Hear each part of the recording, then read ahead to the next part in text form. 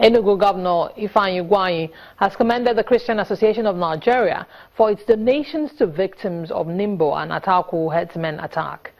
The CAN president, Reverend Shukwo Ayokunle, who is visiting Enugu for the first time with his team, said the association condemns the incessant killings by herdsmen in the nation, calling on authorities to be proactive in dealing with the issue.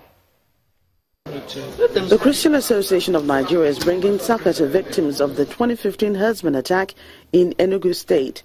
But first, a visit to the government house.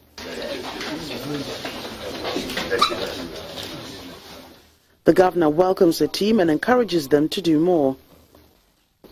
We are here to identify the victims of ferocious herdsmen attack in Enugu State.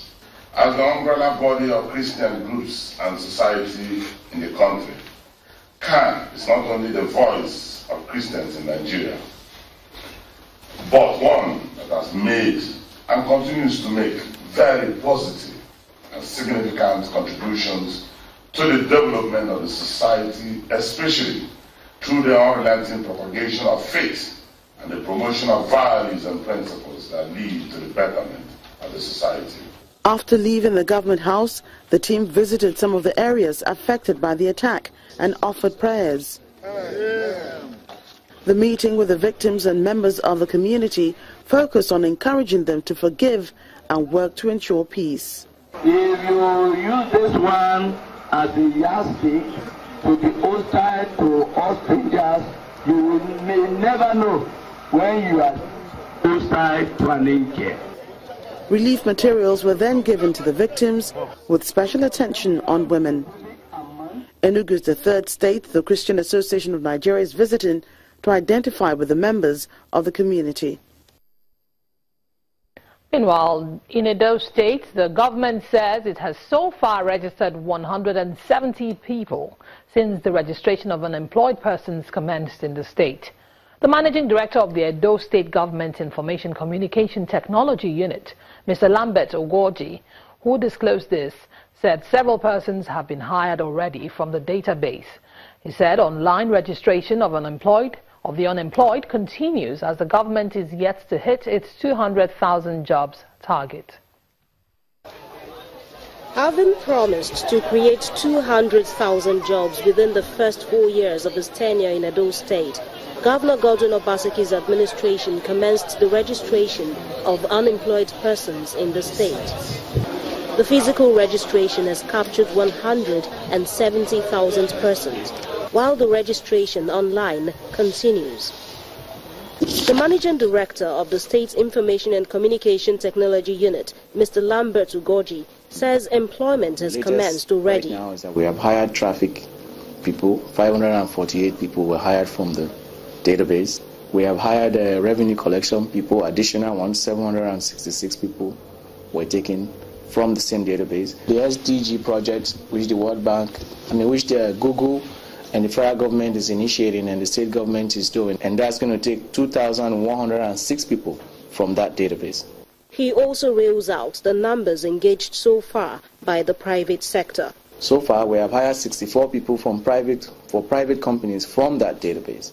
And for C4, which is an NDA in government, they have taken over 5,000 people, 5,103 to be specific. And then in the pipeline right now, we have Benin Technical College, renovation. It's about 800 people are expected to come out from there. Mr. Ogorji urged those yet to be called on to be patient as government is determined to fulfill its promise. And if for any reasons their area is not called on, their profile indicates some of the skill sets that they have. So they will be looked at even in other areas to the extent that there is a request for there's vacancies to fill those positions. So people should believe in where this is going. Mr. Governor is not doing this for any jamboree, as is very evident. He's doing this to put people in jobs so that people can contribute more to the growing Edo GDP. For the government, this database is also an avenue of tracking the progress made on its promise of providing 200,000 jobs.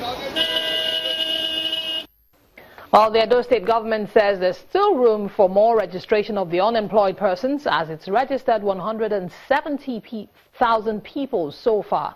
It has a target of 200,000 people to register.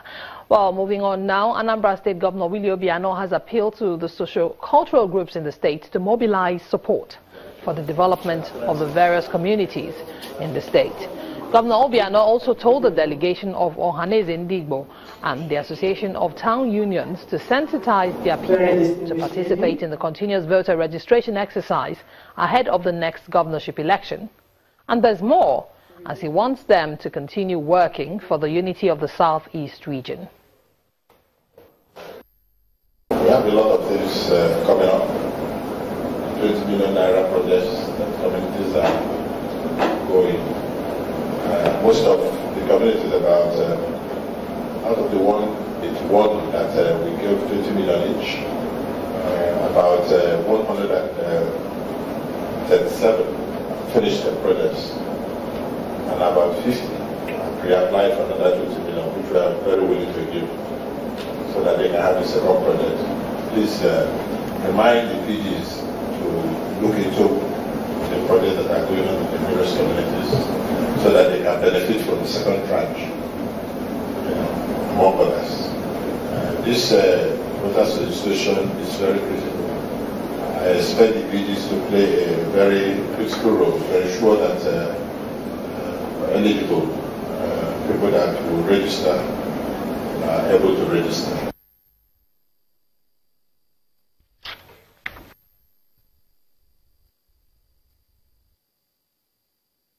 Governor Willie Obiano of Anambra State.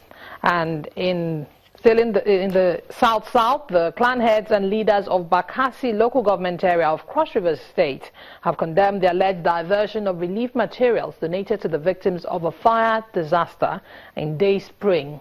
They also called on security agencies to continue investigations into the matter.